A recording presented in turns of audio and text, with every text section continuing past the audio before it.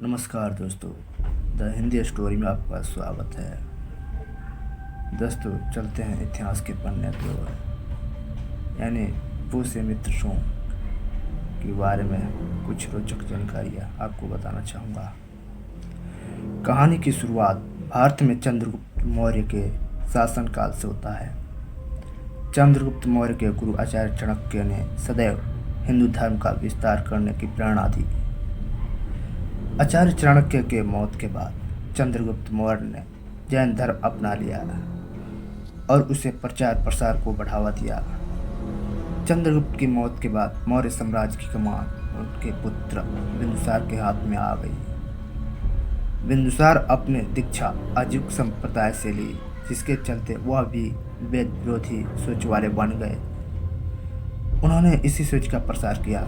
जब बिंदुसार के पुत्र चंड अशोक राजगद्दी पर बैठा तो शुरुआती दिनों में उन्होंने खूब हिंसा का सहारा लिया। अपने साम्राज्य की सीमा विस्तार के लिए उन्होंने पूरे कलिंग को तबाह कर दिया। इसके बाद उन्होंने अहिंसा का रास्ता अपनाते हुए बौद्ध धर्म अपना लिया।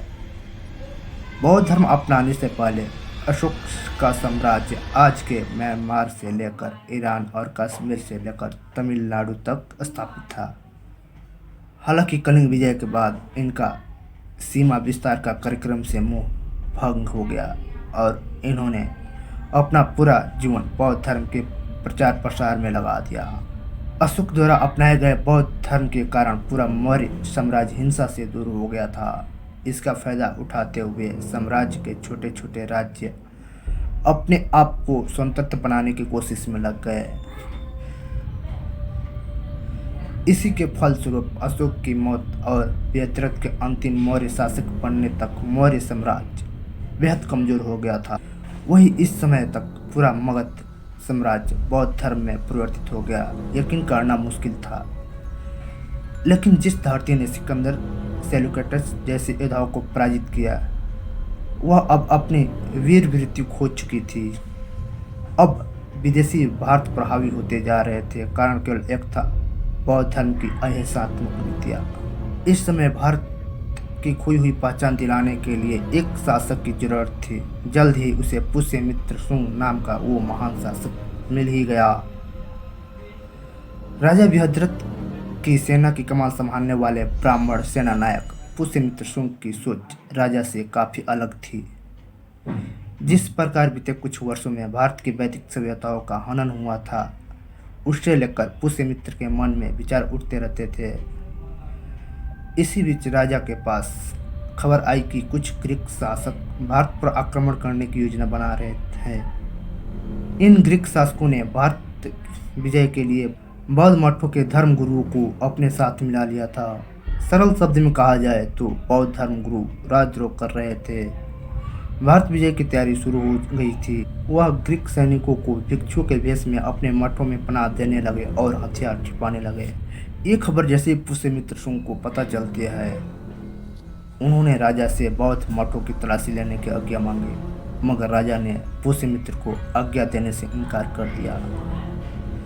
इस दौरान सेनापति पुष्यमित्र राजा के आज्ञा के बिना ही अपने सैनिक समेत मठों की जांच करने चले गए। जहां जांच के दौरान मठों में ग्रीक सैनिक पकड़े गए। इन्हें देखते ही मौत का घाट उतार दिया गया। वहीं उनका साथ देने वाले बौद्ध गुरुओं को राजद्रोह के आरोप में गिरफ्तार कर राज दरबार में पेश किया गया। बृहद्रथ को सेनापति पुष्यमित्र का यह बर्ताव अच्छा नहीं लगा। एक सैनिक परेड के दौरान ही राजा और सेनापति के बीच बहस छिड़ गई। बहस इतनी बढ़ गई कि राजा ने पुष्यमित्र पर हमला कर दिया, जिसके पलटवार में सेनापति ने बृहद्रथ की हत्या कर दी। वहीं माना यह भी जाता है कि एक रात पुष्यमित्र ने राजा बृहद्रथ को अकेले दरबार में बुलाकर धोखे से मारा था। बहरहाल बृहद्रथ की हत्या हो चुकी थी। हत्या के बाद सेना ने पुष्यमित्र का साथ दिया और उसे ही अपना राजा घोषित कर दिया। राजा का पद पाते ही पुष्यमित्र ने सबसे पहले राज्य प्रबंधक में सुधार किया। पुष्यमित्र शुंग अपंग हो चुके साम्राज्य को दोबारा से खड़ा करना चाहते थे। इसके लिए उन्होंने एक सुगठित सेना का निर्माण शुरू कर दिया।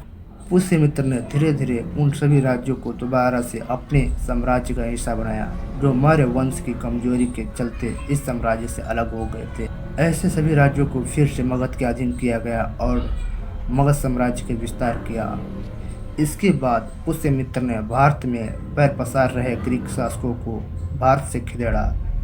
राजा ने ग्रीक सेना को सिंध पार तक धकेल दिया। इसके बाद पुष्यमित्र ने भारत में पैर पसार रहे ग्रीक शासकों को भारत से खदेड़ दिया। राजा ने ग्रीक सैनिकों को सिंध पार तक धकेल दिया, जिसके बाद वह दोबारा भारत पर कभी आक्रमण नहीं करने आए। इस तरह राजा ने भारत से ग्रीक सैनिक का पूरी तरह से सफाया कर दिया था। दुश्मनों से आज़ादी पाने के बाद पुष्यमित्र शुंग ने भारत में शुंग वंश की शुरुआत की और भारत में दोबारा से वैदिक सभ्यताओं का विस्तार किया। इस दौरान जिन लोगों ने वैसे बौद्ध धर्म स्वीकार कर लिया था, वह फिर से वैदिक धर्म की ओर लौटने लगे। वहीं इतिहास में कुछ जगहों पर इस बात का भी उल्लेख मिलता है कि पुष्यमित्र ने बौद्ध धर्म के लोगों पर बहुत अत्याचार किए थे।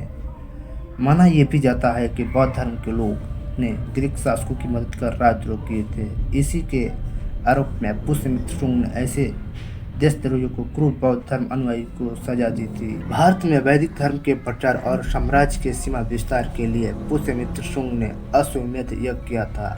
भारत के अधिकतर हिस्से पर दोबारा से वैदिक धर्म की स्थापना हुई। इस तरह से पूरे हिंदुस्तान वैदिक धर्म की विजय पताका लहराने वाले पुष्यमित्र शुंग ने कुल मिलाकर 36 वर्षों तक शासन किया था। तो दोस्तों, ये वीडियो अगर अच्छा लगे तो लाइक एंड शेयर करें और मेरे चैनल को जल्द से जल्द सब्सक्राइब करें ऐसे इंटरेस्टिंग कहानी सुनने के लिए। फिर मिलते हैं अगले वीडियो में।